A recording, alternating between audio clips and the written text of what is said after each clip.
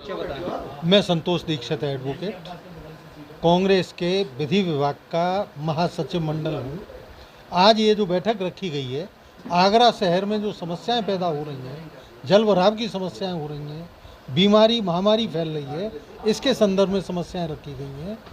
आगरा शहर को green city का दर्जा दिया हुआ है, आगरा शहर को स्मार्ट सिटी का दर्जा दिया हुआ है। हमारे मेयर ने इसको नवीन आगरा कर दिया है। नवीन आगरे का मतलब ये है कि सड़कों पर आदमी नहीं चलेगा, पानी चलेगा। सड़कों पर आदमी नहीं चलेगा, गड्ढे रहेंगे। तो इस तरह की समस्याएं पैदा हो रही हैं। आज भी एक पिता पुत्र बिजली का करंट फैल जाने से। अपना परिचय बताएं। देवेंद्र कुमार चिल्लू, अध्यक्ष शहर कांग्रेस कमेटी आगरा। आज सर प्रेस वार्ता रखी, किस संबंध में रखी गई? देखिए, आज हमारे लीगल डिपार्टमेंट के भाई समीर चौधरी साहब और हमारे संतोष दीक्षित साहब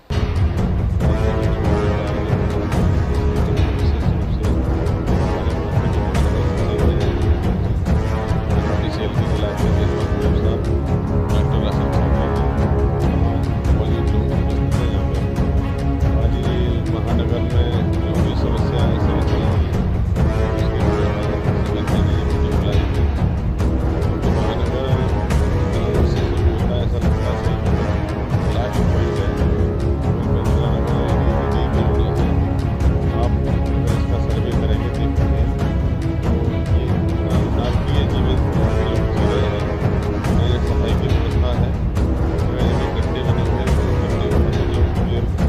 अच्छे गड्ढा बन रहे हैं, सही तरह की सड़कें, मोहल्लों की सड़कें, तमाम सड़कें इतनी बड़ी हैं, कोई देखने वाला नहीं है। अभी बगल में ही दुर्गा नगर में टोरेंट पावर द्वारा खोद के लाइन डाल दी गई, जिससे वहाँ के एक पिता और पुत्र की मृत्यु हो गई।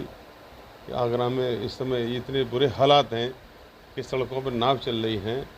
जो गडकरी जी कभी कहा करते थे, आज से कई साल पहले कहा था, क्योंकि तो झूठों की पार्टी, झूठ बोलने में तो सभी माहिर हैं, सीख लेते हैं अपने गुरु से। गुरु ने फिर योगी को सिखा दिया, फिर सबको सिखा दिया है।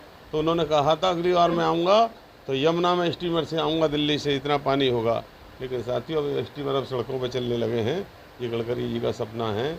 और ये झूठ बोलने में माहिर सरकार, जो अच्छी तरह से इस देश का बच्चा बच्चा जानता है कि कोरोना काल में तमाम लोगों की मृत्यु ऑक्सीजन न मिलने की वजह से हुई थी, और देश के प्रधानमंत्री ने इतना ऐसी देश की सबसे बड़ी पंचायत में इतना बड़ा झूठ बोला कि किसी एक भी व्यक्ति की मौत ऑक्सीजन की कमी से नहीं हुई थी। साथियों, हमें बड़ी शर्म से हमारा सर झुक जाता है जब हमारे देश का प्रधानमंत्री झूठ बोलता है। इतने उच्च पद पर बैठा हुआ मुख्यमंत्री, प्रधानमंत्री और मुख्यमंत्री जी तो क्योंकि एक साधु हैं जिसमें लोगों की आस्था है, ऐसा व्यक्ति झूठ बोलता है तो और ये लगता है कि हे भगवान, क्या होगा। ये हिंदू धर्म के नाम पे इतना गिर सकते हैं कि एक पॉइंट आता है वोट की खातिर, तो इन्होंने तुरंत कह दिया मोहन भागवत जी ने कि हमारा और मुस्लिम भाइयों का डीएनए तो एक ही है। अगर एक ही है तो फिर काय के लिए रोज रोज नई योजना बना के हमारे मुस्लिम भाइयों के खिलाफ षड्यंत्र रचने का काम भारतीय जनता पार्टी करती है। आज भारतीय जनता पार्टी का चेहरा जनता के सामने बेनकाब हो चुका है। अब इनकी ज़्यादा दिन चलने वाली नहीं, क्योंकि किसान आंदोलन ने इनकी रीढ़ की हड्डी जिला पंचायत चुनावों में तोड़ दी थी। विधानसभा चुनावों में पूरी तरीके से किसान आंदोलन की भेंट चढ़ जाएगी उत्तर प्रदेश की सरकार और उत्तराखंड की सरकार। इससे साथियों, आज जो मीटिंग बुलाई है, मैं समीर भाई को और हमारे दीक्षित जी को इसका श्रेय देता हूँ, इनको धन्यवाद देता हूँ। 2022 को लेकर क्या तैयारी है? 2022 को लेकर कांग्रेस की तैयारी, बूथ स्तर की तैयारी चल रही है।